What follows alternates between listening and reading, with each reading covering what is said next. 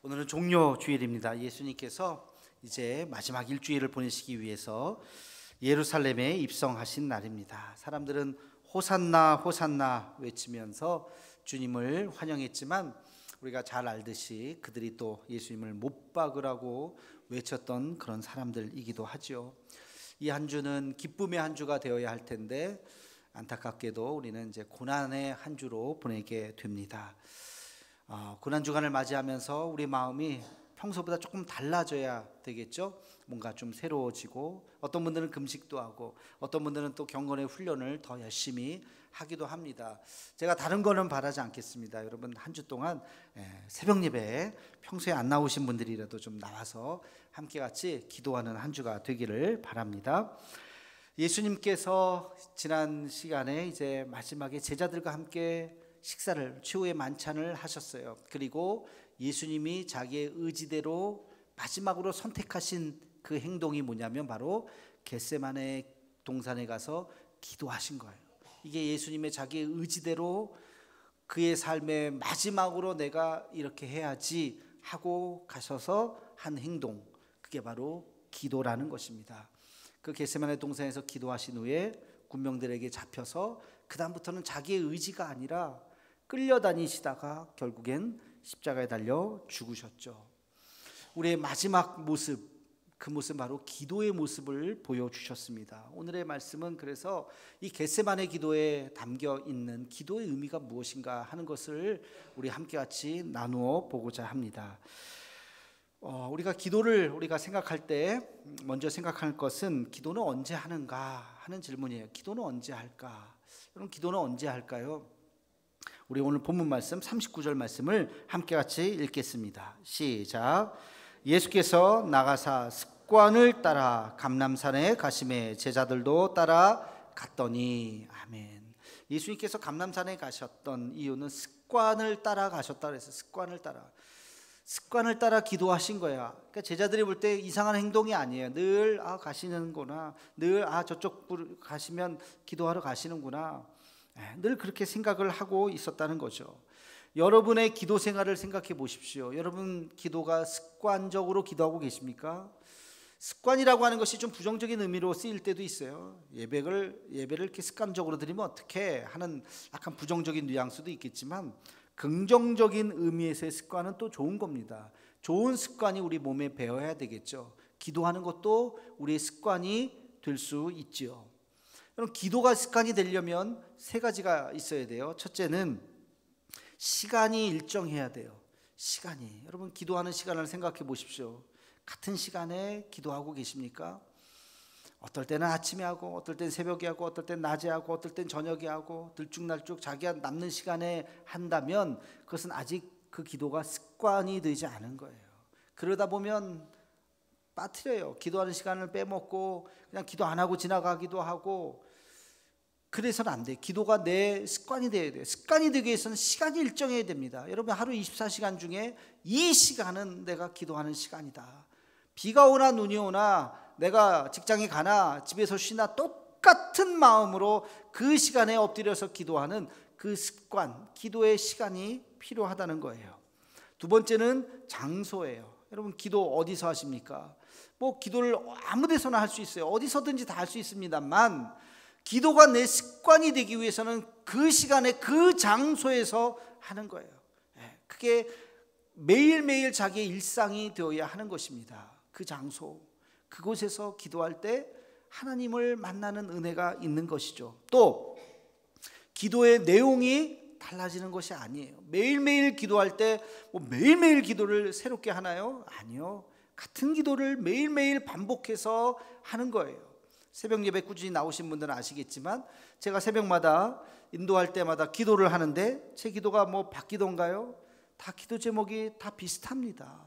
먼저 자기 자신을, 오늘 하루를 위해서 하나님, 내가 오늘 하루 주와 동행하는 하루가 되게 해 주옵소서. 곁길로 가지 않고 내 욕심과 내 욕망에 따라 살지 않고 주의 그 십자가의 길, 믿음의 길 끝까지 걸어가게 해 주옵소서. 여러분, 그 자기 자신을 위해서 기도하고 자기 가족을 위해서 기도하고 우리 교회를 위해서 기도하는 거예요. 하나님, 우리 교회가 늘 평안하게 해주시고 하나님의 뜻을 따르는 교회가 되게 해주시고, 주의 사랑을 전하고 복음을 전하고 땅끝까지 선교하는 교회가 되게 해주시고, 그리고 우리 교회의 모든 한 분 한 분 다 하나님께서 돌보아 달라고, 지켜달라고, 아픈 분 얻게 해달라고, 힘들거나 지친 분들에게 용기를 달라고 교우들을 위해서 기도하는 거죠. 여러분들은 교회를 위해서 기도할 때마다 또 부족한 저를 위해서, 주의 종을 위해서도 기도해 주셔야 하고, 그리고 나서 우리 한국교회를 위해서 기도합니다. 우리 한국교회가 여기까지 잘 하나님이 인도해 오셨는데 흔들리지 않게 해달라고, 이제 다시 믿음이 회복되고 사회의 신뢰가 회복되는 우리 한국교회가 되게 해달라고. 저는 한국교회를 위해서 기도하기 전에 이 지역을 위해서 기도할 때가 최근에는 더 많아졌어요. 우리 포항 지역을 위해서, 우리 포항의 교회들을 위해서. 여러분은 잘 모를 수 있지만 저는 이렇게 저렇게 들려오는 우리 지역의 교회 소식들을 들을 때마다 하나님 앞에 또 그 기도를 하게 됩니다. 그리고 여러분, 우리 민족, 우리 조국 대한민국을 위해서 기도하죠. 최근에는 이 대한민국을 위한 기도가 더 깊어지게 되죠. 이제 새로운 대통령을 뽑아야 되는 이런 또다시 안타까운 상황을 우리가 맞이하게 되면서 이 나라가 흔들리지 않아야 됩니다. 하나님, 이 나라를 지켜주옵소서. 우리 조국 대한민국을 위해서 기도하고, 그리고 전 세계의 아픈 분들, 전쟁과 가난과 기근과 지진과 이런 것 때문에 고통받는 사람들이 너무나도 많습니다. 그런 분들을 위해서도 기도하는 거예요. 이 기도가 매일 바뀌지 않아요. 조금 강조하는 거, 오늘은 요걸 좀 더 강조하고 내일은 요걸 좀 더 강조하고 그럴 수는 있겠지만, 이 기도가 늘 같은 기도를 하는 거예요. 이게 기도의 습관이라는 거예요. 여러분, 같은 시간에 같은 장소에서 같은 기도 제목을 가지고 매일매일 기도하는가 스스로를 돌이켜 보셔야 합니다. 어떤 분들 가끔 이렇게 좀 기도하세요 그러면, 아우 목사님 저 기도 안 해요, 기도시키지 마세요, 저 기도시키면 절대 나 안 갈 거예요, 이런 분들이 있어요. 누구라고 얘기는 안 하겠지만 그러면 안 돼요. 어느 상황 어느 때라도 기도 부탁하면 기도하겠습니다 하고서 기도할 수 있어야 돼요. 여러분, 그 기도가 준비가 안 됐다면 아직 내가 기도가 좀 부족하구나, 더 기도하셔야 돼요. 그러면서 어느 상황 어떤 곳에서 기도를 부탁하더라도 하나님 하면서 기도할 수 있는, 그 정도 충분히 기도할 수 있어야 됩니다. 그래서 여러분, 늘 습관을 쫓아 기도하고 날마다 하나님 앞에 엎드려 기도할 수 있는 우리 모두가 되기를 주의 이름으로 축원합니다. 그럼 매일매일 하는 그런 기도가 있지만 또 특별히 하는 기도가 있어요. 특별히 하나님 앞에 간절한 마음으로 하는 기도. 오늘 이 겟세마네 기도는 습관을 쫓아 그곳에 가셨지만, 그러나 예수님의 이 기도는 특별한 기도예요. 평소에 하지 않은 간절한 기도입니다. 여러분, 우리의 삶에서 이렇게 특별한 어떤 때에 하나님 앞에 기도해야 될 때가 있어요. 그럴 때가 언제 있는 건가 한번 생각해 봤더니, 인생의 전환기에, 대학을 갈 때 특별하게 기도하죠. 내가 어느 학교를 가야 되나, 뭘 선택해야 되나, 어떤 학과를 가야 되나. 여러분, 직장을 갈 때 어느 직장을 가야 될 건가, 이직을 할 때, 직업을 바꿀 때, 그럴 때 당연히 기도하지 않겠습니까? 무엇인가를 새롭게 시작할 때 기도하죠. 저도 목사이기 때문에 제 모교에서부터 우리 포항대도교회까지 몇 개 교회를 거쳐왔어요. 부교육자로 있으면서 짧게는 한 3년, 길게는 한 5, 6년 이렇게 교회에 있으면서 이제는 다른 교회로 떠날 때가 된 것 같은데 그런 마음이 들 때가 있어요. 그럴 때 기도합니다. 하나님, 제가 어디로 가야 됩니까? 내가 원하는 데가 있을 수도 있어요. 그러나 내가 원한다고 다 갈 수 있는 것도 아니고 하나님께서 인도해 주시는 그 교회, 내가 이제 다음 행로를 어떻게 해야 될까라고 하는 그런 고민과 기도 속에서 하나님 앞에 간절하게 기도하게 됩니다.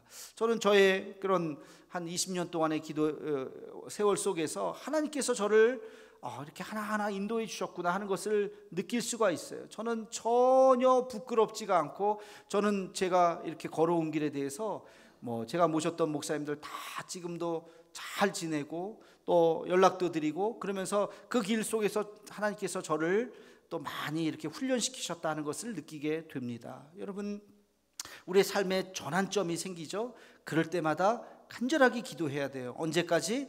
마음에 확신이 올 때까지. 또 두 번째는 언제 기도해야 됩니까?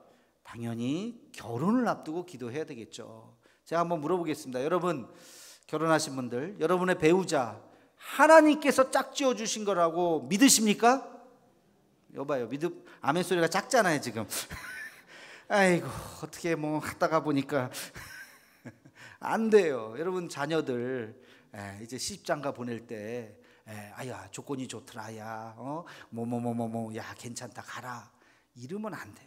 이렇게 세속적인 기준으로 시집장가 보내서는 안 돼요. 무슨 세상 조건이 이게 무슨 의미가 있다고. 하루아침이면 다 바뀌어질 수도 있어요. 그게 아니에요. 하나님이 인도하셨는가, 그거에 대한 자기 자신이, 본인 당사자들이 확신이 있어야 돼요. 부족하지만 하나님께서 이 사람을 나에게 보내주셨다라고 하는 그 확신 속에서 가야 돼. 그 확신이 없이 결혼한다?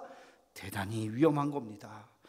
러시아 속담에 이런 말이 있어요. 전쟁터에 나갈 때는 한 번 기도하고, 바다에 나갈 때는 2번 기도하고, 결혼을 할 때는 3번 기도하라. 결혼이 제일 중요한 거예요, 결혼이. 그러니까 결혼을 앞두고 자녀들, 장성한 자녀들, 저는 우리 자녀들을 위해서도 초등학교 때부터 기도했어요. 우리 아이들 나중에 좋은 믿음의 배필 만나게 해달라고, 딱 맞는 그런 배필을 만나게 해달라고 기도합니다. 여러분, 자식을 위해서 기도해야 돼요. 이미 결혼하신 여러분 어떻게 해요? 하나님이 짝지어줬다고 믿으시기를 축원합니다. 믿으셔야 돼요, 그냥. 그리고 세 번째는 자식을 위한 기도예요. 자식, 우리 아이를 품을 때부터 기도해야죠. 아이가 뱃속에 있을 때 당연히 기도하죠. 낳을 때 당연히 기도하죠. 여러분, 부모가 건강하다고 아이가 다 건강하게 태어나는 거 죄송하지만 아니에요. 부모가 아무리 건강해도 자녀가 건강하지 못할 수도 있어요. 이건 알 수 없는 거예요. 그냥 이 아이를 위해서 우리가 정말 기도할 수밖에 없어요. 아이를 잉태하는 그 순간부터 부모는 기도할 수밖에 없는 거예요. 그래서 저는 자녀를 볼 때마다 기도덩어리구나. 늘 또 태어나서 건강하게 자라가는 거, 요즘 같은 흉흉한 때 학교 보내고 학교 다니는 것도 기도해야 됩니다. 공부 잘하는 건 둘째 문제고, 건강하게 학교 생활 잘할 수 있도록 기도하고, 이 아이가 잘 자라는 거, 오늘처럼 이렇게 건강한 모습으로 군대 보낼 수 있는 거 얼마나 축복인지 몰라요. 이 자체가 축복이에요. 그거를 위해서 우리가 자녀를 위해서 늘 기도해야 되죠. 네 번째는 여러분, 불신 가족을 위해서 기도하셔야 됩니다. 생각보다 많이 계시죠? 불신 가족들, 여러분 형제, 자매, 또 부모님, 그들을 위해서 간절하게 기도해야 돼요. 포기하면 안 돼요. 끝까지 언젠간 하나님, 우리 사랑하는 우리 부모님들, 내 형제들, 내 남편, 우리 아내, 우리 자녀들 꼭 예수 믿게 해달라고 포기하지 말고 간절한 마음으로 기도해야 돼요. 만약에 여러분 생일이 다가오거든, 여러분 생일 선물 뭘 받을까 물건으로 받을 생각하지 말고 여러분 가족들에게 이렇게 얘기하세요. 여보, 얘들아, 이제 내 생일인데 내 생일 선물이 있다. 뭔데요? 생일 선물은 이번 돌아오는 주일날 다 같이 예배 드리는 거다. 다 손 붙잡고 가서 우리 한 줄 착 나란히 앉아서 함께 같이 예배. 내가 이게 내 생일 선물이다. 이거 소원이다. 다른 거 뭐 다 필요 없다. 여러분, 그런 마음으로 자녀들에게, 남편에게, 여보, 내 생일 선물 요거 하나 꼭 좀 들어줘요 하면서 1년에 한 번이라도 교회의 마당을 밟게 하고 말씀을 듣게 하고 계속해서 그 마음을 두드릴 때 언젠간 그 가정이 다 주님 앞에 돌아오게 될 줄로 믿습니다. 다섯 번째는요, 고난이 찾아올 때 기도해야죠. 당연히 살다 보면 고난이라고 하는 것이 없으면 좋겠지만 있어요. 죄송하지만 고난이 없는 인생은 없습니다. 모든 인생에 고난이라고 하는 것이 찾아와요. 문득 덜컥 그 고난이 찾아올 때마다 우리는 엎드려야 돼요. 기도하지 않으면 고난에 깔려서 죽어요. 죽고 싶은 마음뿐이에요. 그러나 예수 믿는 사람들은 기도할 수 있잖아요. 하나님 앞에 기도할 때 그 고난을 이길 수 있는 줄로 믿습니다. 여러분, 한번 따라해 볼까요? 고난에는 하나님의 뜻이 있다. 고난에는 하나님의 섭리가 있다. 믿으시기를 축원합니다. 고난에는 하나님의 뜻이 있어요. 고난에는 하나님의 섭리가 있어요. 더 나아가서 고난은 하나님의 축복의 문인 줄로 믿습니다. 여러분, 이 믿음 가지고 좌절하지 말고 낙심하지 말고, 감당할 시험만 주신다고 그랬어요. 감당하지 못할 시험은 주시지 않는다고 그랬어요. 주여, 내가 감당할 수 있는 줄로 압니다. 이 고난을 이겨낼 힘을 주시옵소서. 여러분, 고난 속에서 우리가 기도해야 될 두 가지 기도 제목은 견딜 수 있는 힘을 달라고 기도하고, 또 한 가지는 이 고난을 해석할 수 있는 그 이해를, 지혜를 달라고 우리는 기도해야 될 것입니다. 고난이라고 하는 것을 잘 해석할 수 있어요. 내게 왜 이런 고난이 왔는가, 하나님께서 왜 이런 고난을 나에게 주셨는가를 깨닫게 되면 이겨나갈 수 있어요. 이길 수 있어요. 이 두 가지를 위해서 여러분 기도하셔야 됩니다. 고난을 승리할 수 있는 우리 모두가 되기를 주의 이름으로 축원합니다. 그리고 마지막 한 번 더, 우리 생애를 봤을 때 반드시 꼭 간절하게 기도해야 될 때가 옵니다. 그게 언제냐? 우리의 생애 마지막 순간, 어느 순간에, 여러분 인생이 공허하게 느껴지는 어느 순간, 젊은 시절도 지나가고 이제 노년이 다가오는 어느 시점에 여러분 자기의 삶을 되돌아보면서 하나님 앞에 간절히 기도해야 돼요. 우리 시편 90편 12절 말씀을 함께 같이 읽어보겠습니다. 시편 90편 12절 시작. 우리에게 우리 날 계수함을 가르치사 지혜로운 마음을 얻게 하소서. 아멘. 이 시편 90편은 모세가 쓴 시편입니다. 우리 날 계수함을 가르치사. 우리가 인간의 연수가 70이요 강건하면 80이라고 그랬어요. 요즘에는 80이요 강건하면 90. 그죠? 그렇게 되는 것 같아요. 자, 그러면 뭐 정말 오래 살아서 100이라고 생각하고, 여러분 나이를 빼면 대강 남은 숫자가 나오잖아요. 70대신 분들은 한 20, 30 살겠구나, 20, 30년. 80대신 분들은 또 한 1, 20년 더 살겠구나. 그 감이 오잖아요. 그걸 바로 우리 날 계수함을 가르치사 세워보라는 거예요. 지혜로운 마음을 갖게 하소서. 내가 하나님 앞에 서는 그때를 상상하라는 거예요. 어떤 장로로, 권사로, 집사로, 성도로 남기를 원하십니까? 젊었을 때는 앞만 보고 달려가느냐고 몰라요. 그러나 이제 삶의 마지막 순간이 다가올수록 내가 어떤 삶을 살았지? 사람들이 나를 뭐라고 이야기하지? 라고 하는데 관심을 갖고 마지막을 멋있게 장식을 해야 됩니다. 제가 한 작년, 재작년에 봤던 넷플릭스 다큐멘터리 드라마가 하나 있었어요. 어른 김장하. 그걸 봤는데 요즘에 이게, 그때 제가 저걸 보고 굉장히 감명 깊었어요. 그래서 우리 교육자들한테도 얘기하고, 야, 저런 드라마가 있다. 저분 아직도 살아계신 분이에요. 진주에 계신 어르신인데, 근데 요즘에 다시 막 회자가 돼요. 저 영상이 막 떠요. 왜 그런가 봤더니 얼마 전에 대통령 파면 선고를 했잖아요. 그걸 낭독한 분이 문형배 재판관이었어요. 여러분 다 아실 거예요. 그분이 22분 동안 그 판결문을 낭독했잖아요. 근데 이 문형배 재판관이, 제가 그러고 보니까 맞네, 이 드라마에 나왔던 분이네. 드라마의 첫 장면에 보면 이분이 눈물을 흘리면서 그 김장하 어른에 대해서 이야기를 하는 장면이 나와요. 그때는 뭐 판사인가 보다, 뭐 판사면 판사지 뭐 하고 그냥 넘어갔는데, 그분이 바로 이번에 파면 선고문을 낭독한 사람이에요. 이 문영배 재판관이 굉장히 가난했었어요, 어렸을 때. 그래서 학비를 잘 내지 못했는데 이 김장하 어른의 장학금을 받아서 고등학교를 졸업하고 또 유수한 대학에 가서 법학을 공부하고 마지막까지 갈 수 있었던 이분의 도움을 많이 받았어요.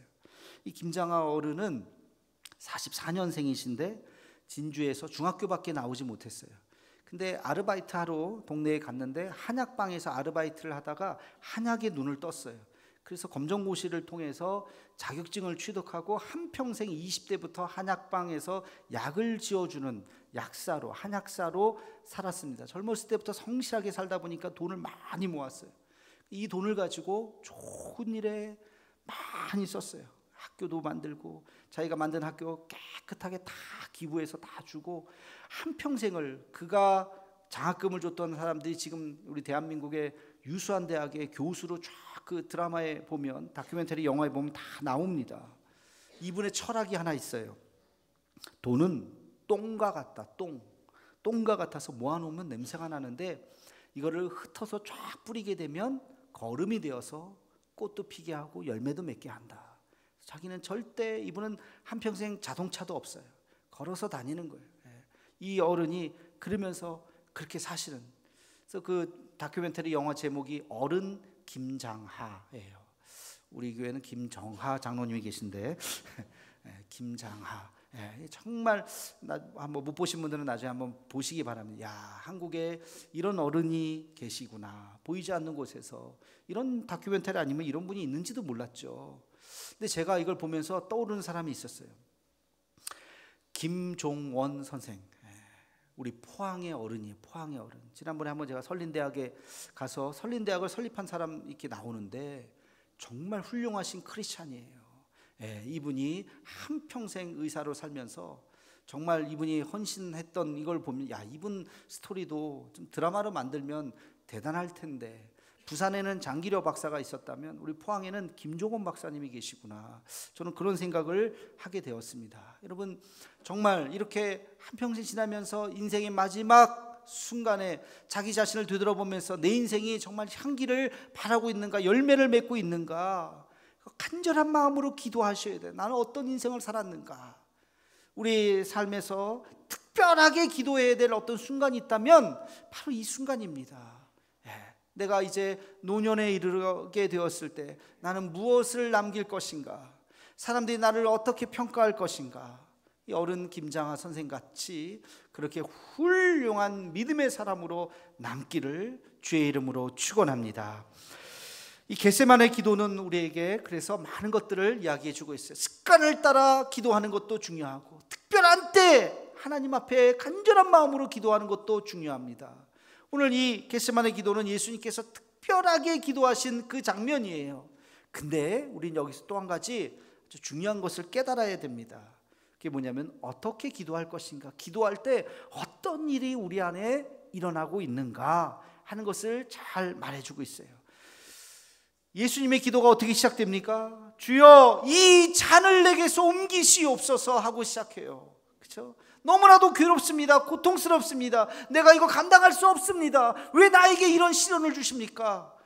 어떻게 보면 울부짖음이고 불평이겠죠.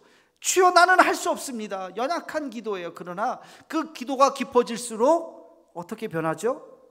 내 뜻대로 하지 마옵시고 아버지의 뜻대로 되기를 원하나이다. 기도가 그렇게 바뀌는 거예요. 여러분, 기도는 하나님과의 대화예요. 대화라는 것은 주거니 받거니 하는 게 대화죠. 한 사람이 일방적으로 말하는 건 그건 대화가 아니에요. 우리가 일방적으로 주여 하면서 얘기하고 끝나는 건 대화가 아니에요. 여러분, 기도하고 나서 반드시 주의 말씀을 들어야 돼요. 하나님의 말씀을 귀 기울여야 돼요. 처음부터까지 다다다다다다다다다 끝 이러면 그건 하나님이 듣다가 힘드실 거예요. 야, 나도 좀 얘기할 시간 좀 다오. 기도하다가 주의 음성을 듣는 시간이 필요합니다. 왜? 기도는 대화이기 때문에. 하나님이 나에게 말씀하시는 그 음성을 들으면 우리가 바뀌어요. 변화돼요. 조금씩 달라져요. 내 기도가 달라진다고요. 우리 대표적으로 시편에 있는 말씀을 한번 같이 찾아서 읽겠습니다. 시편 18편 4절과 5절 말씀을 함께 같이 읽겠습니다. 4절과 5절 시작. 사망의 줄이 나를 얽고 불의의 창수가 나를 두렵게 하였으며 수월의 줄이 나를 두르고 사망의 올무가 내게 이르렀도다. 아멘. 여기서 나는 우리가 잘 알듯이 다윗입니다. 다윗이 어느 날 너무 두려운 거예요. 사망의 줄이 나를 다 올감했어요. 내가 여기서 빠져나가지 못할 것 같아요. 사망의 올무가 수월의 줄이 나를 두르렀어요. 불의의 창수가 나를 두렵게 합니다. 이게 무슨 표현일까요? 죽겠습니다. 나 죽을 것 같아요. 하나님 아시죠? 사람들이 다 나를 막 죽이려고 달려드는데 내가 미칠 것 같습니다. 이렇게 기도가 시작돼요. 자, 그러다가 다윗이 어떤 깨달음을 얻게 됐느냐? 27절 28절 말씀입니다. 시작. 주께서 곤고한 백성은 구원하시고 교만한 눈은 낮추시리이다. 주께서 나의 등불을 켜시며 여호와 내 하나님이 내 흑암을 밝히시리이다. 아멘. 주님이 곤고한 백성은 구원하신다. 나처럼 이렇게 곤고한 백성은 주님이 내가 너를 구원해 줄게 라고 하는 그 음성을 들은 거예요. 교만한 자의 눈은 낮추실 것이다. 내가 교만한 자인가 겸손한 자인가, 내가 지금 하나님 편에 있는가, 하나님을 대적하는 것인가, 이것을 깨달으면서 주의 음성을 듣는 것이죠. 주께서 나의 등불을 켜셨구나, 나에게 빛을 내려주셨구나, 내 흑암을 밝히셨구나. 기도하는 가운데 그가 하나님의 음성을 듣기 시작했어. 내가 너를 도우리라, 내가 너와 함께하리라. 그 음성을 듣게 된 거예요. 그러고 나서 뭐라고 이야기하느냐, 31절에서 34절 말씀을 함께 읽겠습니다. 시작. 여호와 외에 누가 하나님이며 우리 하나님 외에 누가 반석이냐. 이 하나님이 힘으로 내게 띠띠우시며 내 길을 완전하게 하시며 나의 발을 암사슴 같게 하시며 나를 나의 높은 곳에 세우시며 내 손을 가르쳐 싸우게 하시니 내 팔이 놋활을 당기도다. 아멘. 여호와의 누가 하나님이냐. 하나님이 나와 함께 하시니 하나님이 반석이신데 내가 흔들리지 아니하겠다. 내가 지금 내 팔을 놋활을 당기겠다. 이제 내가 싸움에 나갈 준비가 되었다는 거예요. 처음에는 두렵습니다. 죽겠습니다. 내가 감당할 수 없습니다. 이렇게 시작했는데 그 기도가 점점 주의 음성을 들으면서 주여 나는 할 수 있습니다. 이 시편은 38편 마지막에 이렇게 끝납니다. 38절 읽겠습니다. 시작. 내가 그들을 쳐서 능히 일어나지 못하게 하리니 그들이 내 발 아래에 엎드러지리이다. 아멘. 내가 그들을 치면 그들이 넘어져서 엎드려져서 더 이상 일어나지 못할, 하나님이 나와 함께 하시기 때문에 그들이 내 발 앞에 엎드러지는도다. 얼마나 다윗이 용기를 얻었습니까? 여러분, 이것은 다윗이 그 기도 가운데 자기가 느끼는 그 마음 그대로예요. 두려움 속에 시작했지만 하나님이 주신 마음으로 용기를 얻고 하나님 할 수 있습니다. 하나님 내가 승리할 수 있습니다. 주여 나와 함께 하시오니 내가 무너지지 않습니다. 그 마음으로 나가게 되었던 것입니다. 여러분, 예수님의 기도와 똑같은 거예요.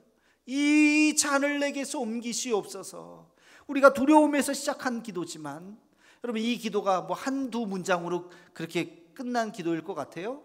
예수님은 뭐라고 말씀하셨어요? 땀방울이 어떻게 됐다고 그랬어요? 핏방울이 됐다.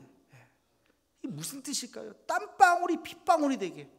어떤 학자들은 머리를 막 부딪히면서 기도해서 여기서 뭐 피가 났을 것이다, 뭐 이렇게 생각하는 분들도 있는데 글쎄 모르겠어요. 정말 간절하게 하다 보면 이 모세혈관이 터져서 그럴 수도 있고, 그게 그냥 시적인 표현, 글쎄 시적인 표현은 아닌 것 같아요. 어쨌든 간절한 마음으로 이 땀이 막 피가 되어서 정말 쏟아질 정도로 간절하게 기도를 한 거예요. 자기의 지금 십자가 앞에 놓고 하는 기도 아닙니까?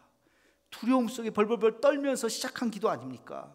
그러나 아버지의 뜻이거든. 내가 이것을 감당할 수 있는 힘을, 용기를 주옵소서. 그러면서 주님은 마지막 의연하게 끝까지 십자가를 지시게 되었던 것입니다. C.S. 루이스는 이런 말을 했어요. 나는 기도로 하나님을 바꿀 수 있다고 믿지 않는다. 기도는 나를 바꾸는 것이다. 여러분, 우리가 하나님을 바꾸는 것이 아니에요. 기도를 통해서, 하나님의 음성을 통해서 내가 바뀌는 겁니다. 리차드 포스터는 기도라는 책에서 이렇게 말했어요. 기도는 우리의 내면을 깊이 파고들어 성령의 손길로 나를 새롭게 만드는 영적 여정이다. 기도를 통해서 내 내면이 바뀌어서 내가 새로워지는 영적인 여정이, 그게 기도라는 거예요. 여러분, 기도는 그냥 몇 마디 주문 외우듯이 하고 끝나는 것이 아니에요. 기도는 나와의 싸움이에요. 주의 음성을 붙잡고 하나님의 음성을 내 마음속에 움켜쥐고 간절한 마음으로 하나님 앞에 아뢰면서 하나님의 뜻이 무엇인지를 발견하는 것입니다. 여러분, 기도는 우리를 변화시킵니다. 기도는 우리를 용기 있게 만듭니다. 기도는 우리를 승리하게 합니다. 그 어떤 어려움도 이겨나가게 합니다. 여러분, 기도를 통해서 승리할 수 있는 우리 모두가 되기를 주의 이름으로 축원합니다. 기도하겠습니다. 사랑의 하나님, 예수님의 겟세마네 기도를 기억합니다.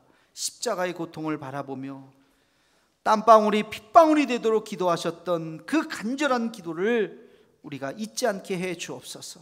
기도하며 나의 뜻이 다 내려놓게 되고 오직 하나님의 뜻만이 우리 안에 역사하는 은혜가 있게 해 주옵소서. 예수님의 이름으로 기도하옵나이다. 아멘.